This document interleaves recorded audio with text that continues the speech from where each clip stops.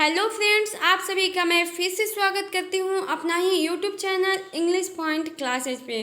जी हाँ फ्रेंड्स, हम आप लोग के सामने वॉइस का थर्ड वीडियो लाए हैं जिसमें हमें कुछ फ्यूचर की रूल्स बाकी रह गई थी। तो आज हम उस रूल्स को देखेंगे और फ्यूचर को ख़त्म करके कुछ हम लोग प्रैक्टिस सेट क्वेश्चन करेंगे और क्वेश्चन को हम लोग आसानी से समझने की कोशिश करेंगे। हम लोग को क्वेश्चन आपको ऑप्शन के साथ आती है। हम लोग को ऑप्शन में कैसे चेक करना होता है क्वेश्चन, हम लोग को वो तरीका सीखना है। हम लोग को ये नहीं करना है कि हम लोग के सामने क्वेश्चन दिया है तो डायरेक्टली उसका आंसर दें, ऐसा नहीं करना है। अगर हम लोग एग्जाम हॉल में बैठते हैं तो हम लोग के सामने 4 ऑप्शन दिया रहता है जिसमें से हम लोग ऑप्शन के द्वारा क्वेश्चन को सही करते हैं। तो उसको सही करने के लिए हम लोग के पास कुछ ट्रिक्स होती है, उसी के हिसाब से हम लोग काम करते हैं। तो चलिए हम लोग फ्यूचर इंडेफिनिट टेंस को इससे पढ़ने के पहले हम आप लोग को बता दें कि आप लोग के लिए एक और सुविधा हमने दे दिया है कि अगर आप लोग को इंग्लिश ग्रामर में कहीं से भी कोई भी डाउट हो तो आप लोग को डिस्क्रिप्शन में व्हाट्सएप नंबर है और आप लोग वहां से हमें व्हाट्सएप से डायरेक्ट किसी भी क्वेश्चन का सॉल्यूशन पूछ सकते हैं। तो चलिए हम लोग देखते हैं फ्यूचर इंडेफिनिट टेंस को। फ्यूचर इंडेफिनिट टेंस की अगर हम बात करेंगे तो अगर यह एक्टिव वॉइस में रहेगा, एक्टिव वॉइस का जो रूल होगा वो विल सेल के साथ V1 आएगा। ठीक है, अगर हम विल सेल को देखने की कोशिश करें तो यह मॉडल ऑक्सिलरीज है और मॉडल ऑक्सिलरीज के साथ क्या आया, V1 आया। जब हम इसका पैसिव वॉइस बनाएंगे तो विल सेल के साथ बी और उसके बाद V3 होगा। यहाँ पे भी विल सेल हमारा मॉडल ऑक्सिलरीज है। ठीक है, उसके बाद हमें बी लगाना है, उसके बाद V3 हमारा फ्यूचर इंडेफिनिट टेंस बन जाएगा। चलिए हम आप लोग के सामने आगे देखते हैं इसका एग्जाम्पल। हमारे सामने एग्जाम्पल है, नैना कैन डू दिस क्वेश्चन। कोई भी मॉडल ऑक्सिलरीज आ सकता है। वहाँ पे हम सेल और विल को ही लिए थे, लेकिन कोई ज़रूरी नहीं है। कैन, कोड, में, माइट, ये सब हमारे मॉडल ऑक्सिलरीज हैं। हम आप लोग को पढ़ाए भी हैं वर्ब में। ठीक है, तो अगर आप लोग नहीं देखे हैं तो हमारे चैनल पर जा कर के देख लीजिएगा। मॉडल ऑक्सिलरीज आपको वहाँ बहुत अच्छे से समझाए हैं। तो देखिए कैन जो है हमारा यहाँ पे मॉडल ऑक्सिलरीज है। ठीक है, तो हम जब भी वॉइस बनाते हैं, एक्टिव वॉइस से पैसिव वॉइस जब भी बनाते हैं तो हम कोई एजेंट से बनाते हैं। हमारे सामने दिस क्वेश्चन एजेंट का काम कर रहा है। ठीक है, तो this question can be done by Naina. यहाँ पे हमें भी मॉडल ऑक्सिलरीज के साथ जो वी लगा है और वी के साथ V3 लगा है, ये पैसिव वॉइस का रूल करता है। चलिए हम लोग आगे टेंस देखते हैं फ्यूचर कंटिन्यूअस टेंस का। अगर फ्यूचर कंटिन्यूअस टेंस की एक्टिव वॉइस की बात करें तो इसकी रूल होती है, सेल विल के साथ बी होगा, उसके बाद वर्ब में ING होगा। जब हम इसका पैसिव वॉइस बनाएंगे, कभी भी फ्यूचर कंटिन्यूअस टेंस का पैसिव वॉइस बनता नहीं है। क्यों नहीं बनता है आप उसे समझ लीजिए। अगर हम इसका रूल बनाने की कोशिश करें तो इसका रूल बनेगा will shall plus being plus been plus verb में ING। आप बताइए, जब भी एक रूल के 2 बी कभी भी पॉसिबल नहीं है। आप लोग को पिछले वीडियो में भी बताए थे कि कभी भी एक दिल में 2 बी नहीं रह सकता है, 2 बी भी नहीं रह सकता है, इसीलिए इसका कभी भी पैसिव वॉइस बनेगा ही नहीं। ध्यान दीजिएगा, मोस्ट इम्पॉर्टेंट है कि फ्यूचर कंटिन्यूअस टेंस की कभी भी पैसिव वॉइस नहीं बनती है। आगे हम लोग देखते हैं फ्यूचर परफेक्ट टेंस। अगर हम फ्यूचर परफेक्ट टेंस की एक्टिव वॉइस की बात करें तो इसका रूल होता है, सेल विल के साथ हैव होगा, उसके बाद V3 होगा। जब हम इसका पैसिव वॉइस बनाएंगे तो विल सेल के साथ हैव आएगा, उसके बाद बीन आएगा, उसके बाद V3 होगा। आगे हम लोग देखते हैं फ्यूचर परफेक्ट कंटिन्यूअस टेंस।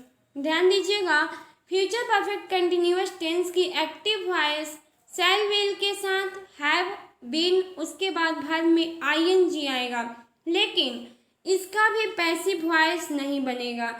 इसलिए नहीं बनेगा कि इसमें बी और बी 2 बार आती है। एक दिल में 2 बीवी को नहीं रखा जा सकता है, इसीलिए फ्यूचर परफेक्ट कंटिन्यूअस टेंस में पैसिव वॉइस नहीं बनता है। चलिए हम लोग कुछ प्रैक्टिस सेट क्वेश्चन लाए हैं, वहाँ से हम लोग समझ सकते हैं कि क्वेश्चन को किस प्रकार से सॉल्व करनी है। हमारे सामने पहला क्वेश्चन है, the doctors are preparing the vaccine. अगर हम इसे टेंस समझने की कोशिश करें तो हमें आर दिख रहा है, आर को देख करके हम समझ सकते हैं कि यह प्रेजेंट कंटिन्यूअस टेंस है, प्रेजेंट कंटिन्यूअस टेंस है। जब हम प्रेजेंट कंटिन्यूअस टेंस की पैसिव वॉइस बनाने की कोशिश करेंगे तो इज एम आर के साथ बेइंग और उसके बाद भी3 आएगा। ध्यान दीजिएगा, जब भी हम पैसिव वॉइस बनाते हैं तो एजेंट से बनाते हैं, ऑब्जेक्ट से बनाते हैं। तो हमारे सामने ऑब्जेक्ट जो है वो द वैक्सीन है, ऑब्जेक्ट जो है वो द वैक्सीन है। हम द वैक्सीन से बनाना स्टार्ट किए, द वैक्सीन इज, वैक्सीन के साथ इज लगाए हैं क्योंकि यह सिंगुलर सब्जेक्ट है। द वैक्सीन इज, देखिए इसमें आईएनजी है, आईएनजी के लिए हमें यहाँ पे बीइंग यूज किया है। उसके बाद प्रिपेयर का भी3 प्रिपेयर्ड होता है। द डॉक्टर से पहले हम एक प्रीपोजिशन को लगाए हैं जो हमारा बाई है, प्रीपोजिशन को लगाए हैं जो हमारा क्या है, बाई है। अगर हम द डॉक्टर को समझने की कोशिश करेंगे तो द डॉक्टर जो हमारा है वो लिविंग है, क्या है, लिविंग है। और लिविंग चीज़ के लिए हमने बाई का यूज करते हैं। आप लोग को हम पिछले वॉइस के रूल्स में बताए होंगे कि बाई का प्रयोग लिविंग के लिए किया जाता है, विथ का प्रयोग नेम ऑफ टूल्स के लिए या इंस्ट्रूमेंट के लिए किया जाता है, इन का प्रयोग नेम ऑफ मीडियम के लिए किया जाता है, एट का प्रयोग समथिंग के लिए किया जाता है, टू का प्रयोग अगर कहीं पे नो आती है, रिस्ट्रेट आती है, कॉन्फिन आती है, उसके लिए किया जाता है। तो चलिए यहाँ पे बाई समझ गए हैं कि कोई डॉक्टर अगर लिविंग है तो उसके लिए हम लोग प्रीपोजिशन क्या यूज किए, बाई यूज किए। अगला क्वेश्चन हम लोग देखते हैं, the bag carries my book, the bag carries my book.